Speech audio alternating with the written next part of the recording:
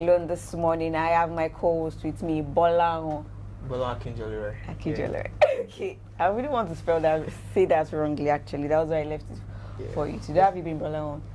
Bola just abandoned me, just abandoned me. You know, really. I didn't. I tried reaching out, but she was unavailable. Oh, really? Let's put it that way. But how are you doing today? Yeah, I'm very well, and you? I'm alright. I'm happy to be back here. Okay, that's good. Really I like the vibe. Yeah. All right, so let's start off with the headlines this morning, starting with the Punch newspaper. Olujimi hopeful PDP defectors in Ekiti will return. Cham record 130% increase in annual profit. Customers to win 90 million naira in UBA promo. Wow, I hope I'll be able to win from that promo, you know. You need to have an account with them first. Yeah. How many minutes will it take to open an account? Come on, when it comes to money, I'm sure Nigerians are always top notch. They don't mind going all out on it. Yeah, that's true though.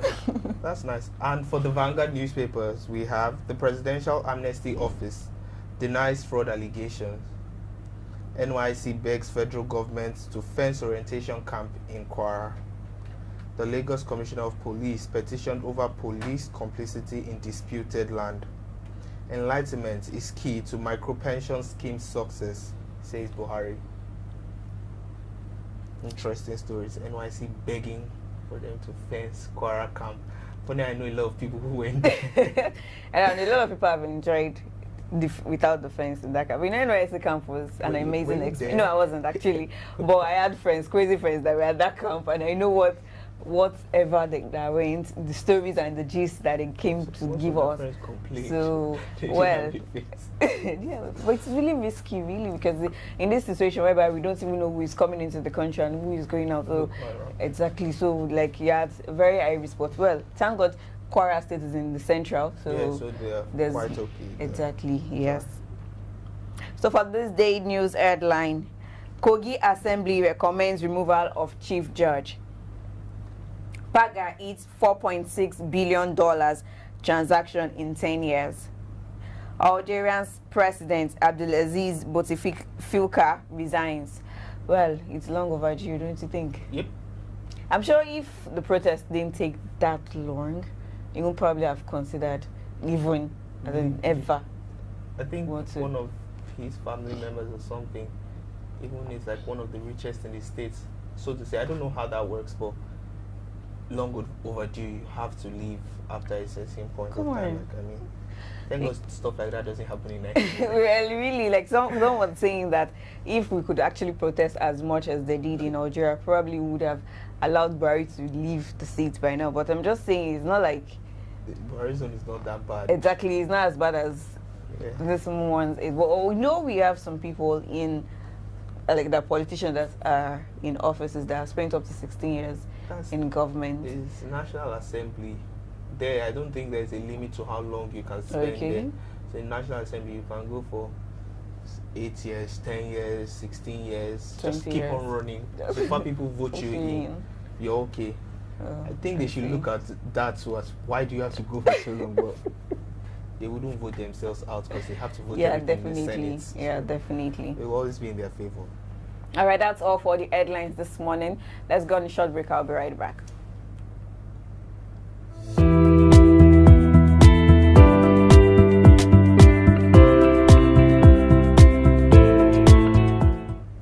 Welcome back from the short break. This is the World Top Lagos segment where we involve you with the Lagos State government. Kwauso donates birthing suit neonatal incubators to Lagos Hospital. The Committee of Wives of Lagos State Officials, Kwauso, has donated 32 neonatal incubators to 13 government hospitals and 6 birthing suits to Lagos Island Maternity, Amuwo Maternal and Child Center, as well as Ekpe General Hospital. Chairman of Kwauso and wife of the Governor of Lagos State, Mrs. Bonlanle Ambody, who led the committee project team on inspection and handing over of the items, noted that their vision for pregnant women in the state is to grant access to world-class delivery facilities in public hospitals. All right, and here I have that the Lagos State government has urged members of the public to disregard social media messages soliciting for financial support for a mother and her twins. Children rescued by the officials of the Lagos State government during a monitoring exercise along Lasu Road in Gondo, Lagos. Speaking at a press conference in Alausa Ikeja, the State Commissioner for Youth and Social Development, Mr. Agbola Dabiri, described the people behind this solicitation as that have gone viral as fraudsters whose aim is to scam kind-hearted Lagosians to enrich themselves. He explained that following a report about the presence of the mentally challenged destitute woman with 6-month-old babies, twins to be precise, and 3 other children, a team of child protection units from the ministry took custody of the woman and her 5 children. Wow. I mean, this is not something to be happy about, because when I see people with kids begging and on the I streets, feel really bad for the children. Yes, at least like using them as an advantage to extort some people. Like, I'll use that 5 word. kids we had. Coming to something I even saw on my Instagram, a woman followed me and commented on one of my pictures, and it's like, please, I'm sorry to do this, but I have 2 kids and I cannot fend for them. Please give me money. Really? And I was like, on my I deleted the comments immediately. And I'm like, no, I wouldn't take that, because I don't like when I see people use kids to ask for money. Exactly, yes. And we have a whole lot of them here in Lagos. I think the Lagos State government needs to work on that, especially all those coming into Lagos. Well, it's not like it's religious based or language based, but mostly you see that they are either Fulani, Hausa, people on the street. But well, this is Lagos. We welcome everyone into the. But then you need to know your place. You need to know what it is right for you to survive. A lot of people, especially the Hausa men, I would actually give it to them. They are hustling here in Lagos. Like when you see Hausa men in Lagos, they do everything possible to keep body and soul going. So I wouldn't see why the women won't actually find something better to do for themselves. So we are in this era whereby women to have to stand up for themselves. We are telling them that we want to be I'm not a feminist. Now I'm just saying the obvious, like we want to break the glass ceiling. So by doing that, we need to ensure that we pave way for ourselves, give ourselves the opportunity to get better ways. I support what you're saying. Like, I actually support. I like the fact that women want to now come out to do stuff. They don't want to. Well, it's not new. Why you make it like it's new? Well, the movement is new now. That's what I'm saying. But the movement is ongoing. So let's just hope that it gets better over the years. All right, that's all for the What's Up Lagos segment. We'll be right back shortly.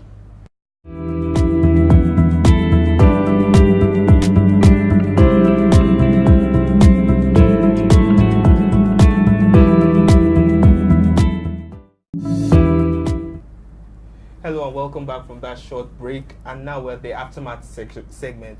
This segment is what brings to you the results of what have been going on since after the recently concluded elections around the country. And on today's segment, we're going to be discussing Senator Adeleke. So a court recently nullified his nomination as the PDP gubernatorial candidate. This comes a lot after he was just recently declared the winner, and let's see what the papers have to say about this. An Abuja High Court on Tuesday nullified the nomination of Senator Ademola Adeleke as the candidate for the People's Democratic Party in the September 22nd, 2018 governorship elections in Ogun State. Few weeks to the poll, 2 chieftains of the All Progressive Congress (APC), Wahab Rahim and Adam Habib, dragged Adeleke to court, accusing him of not possessing the prerequisite educational qualification, which is a secondary school certificate, to contest for the office of governor. They prayed to the court for an order to disqualify Adeleke from participating in the elections. Delivering the judgment recently, Justice Musa annulled Adeleke's nominations on the grounds that Adeleke offended Section 177 of the 1999 Constitution as amended, which stipulates that candidates for the position of governorship must be educated up to secondary school level. This, I believe, has caused a big swirl on social media. Nigerians are complaining as to how would a candidate be disqualified recently after he was just declared the winner of these elections, and he has been going back and forth since an election that was conducted in 2018, the ending quarter of 2018, and was just declared the winner recently in 2019, and now they have come up with another one saying that he did not have like his secondary school certificate or so whatnot. So still looking at the case and knowing that he's going to go to court again. We hope we get more on the aftermath. And for now, let's look at what the weather says.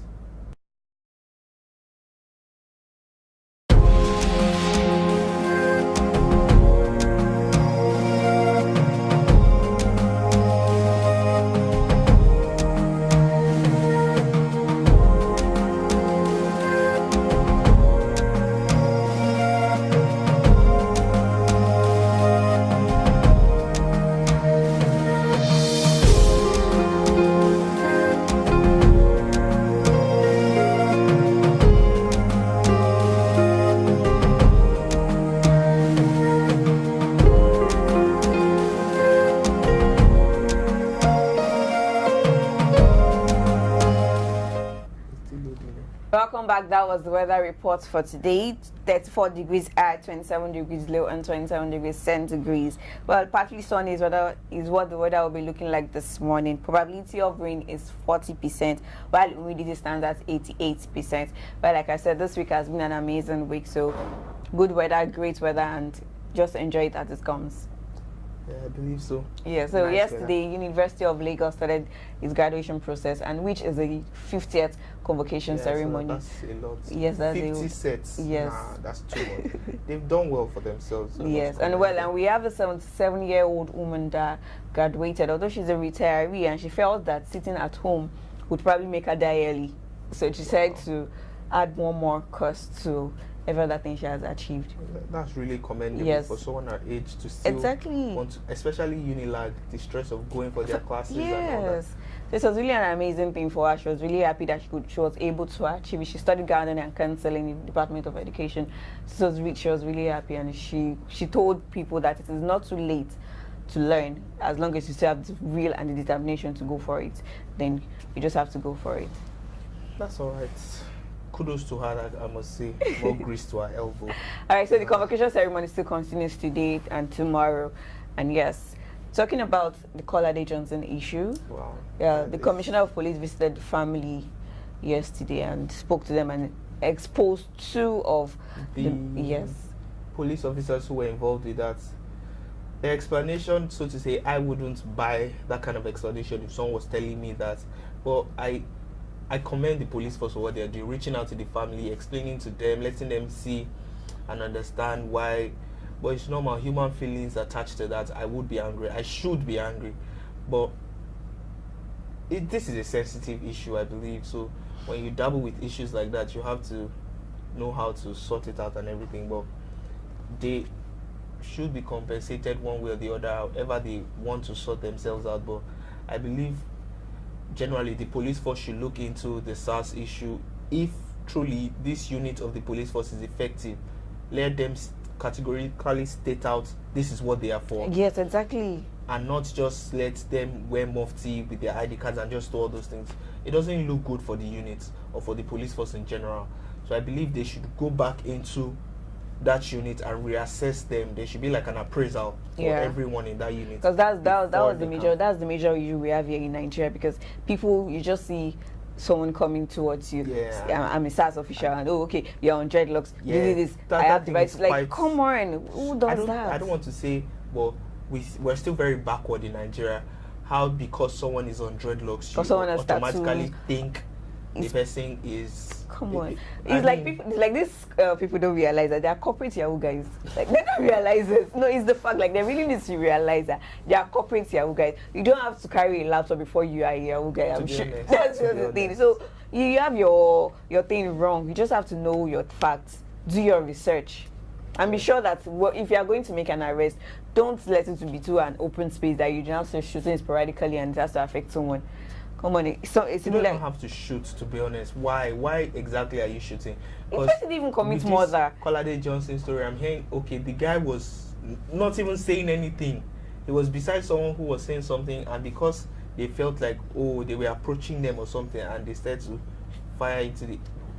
Some things aren't necessary. It doesn't still add up. In my opinion. Doesn't add up. Let's just continue to pray for Nigeria. That's all I can say. We pray for Nigeria, that the police force, every arm of government, everything should just be fine in the country. And we hope that Nigeria as a nation will continue to grow. Amen. Amen. So one last issue before we go. Abike Dabiri, she spoke about 5 people that were arrested in Dubai because they stole 2.3 million Dubai dollars. Like, they were on visitors visa and they went to steal with no plan. Do you know the funny thing about this story is they got to, let's say for instance, today they got to Dubai today, yes, Wednesday. They stole on Thursday. When I read this story, I was like, are you people serious? Did you actually plan for this? And the way they even stole was, some of my friends were like, have you guys seen Money Heist? Plan how you steal before you go and steal. If you're going to steal. No escape plan, nothing. Come after on, they stole the who money does and they that? just flew around UAE. One was in Abu Dhabi, one was in Dubai. And in less than 5 hours, they brought 5 of them back together. And she was really pained. I also saw a video of her discussing it yesterday as to how they continue to tarnish the image of Nigeria and all that. Come on. Those 5 guys, I don't know what should happen to them, but they really disappointed Nigeria. Yeah, it's a very big, like, you know, that's all I can see, till now, there's this story of the greatest fraudster which sold an airport to, like, you know, when you want to do something, I'm not saying it's good, but at least leave a standard. Not a standard, planned at least. Do you get these guys have actually messed Nigeria up. Nah, man. And if you look at their mask and all these things, this thing wasn't planned at all. And they even went to not like they were just. It was Bureau de Change, where they were changing money and they broke the glass. Like, you know, usually they broke everything, started shouting, give me the money, give me, with the accents and everything. Oh, not an embarrassment. It was not a sight to behold in general. But you can't blame them. Well, we can't. Standard of living in Nigeria, the economy, all those things. It's not an excuse that it's they not. should do Yes, that. at least it's not. But really.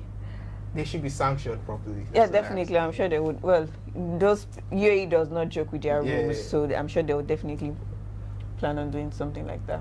A quick one, do you think they will sanction Dell in Nigeria? Well, I think if they have the opportunity to come to Nigeria, it will be worse. So they were not prepared to stay there. Right. So that's all we have for you today on the program. Please subscribe to our YouTube channel. Follow us on our social media pages at Ibile TV Lagos. Drop your comments on any of our platforms. And do ensure you have a blessed and wonderful day. Bye for now.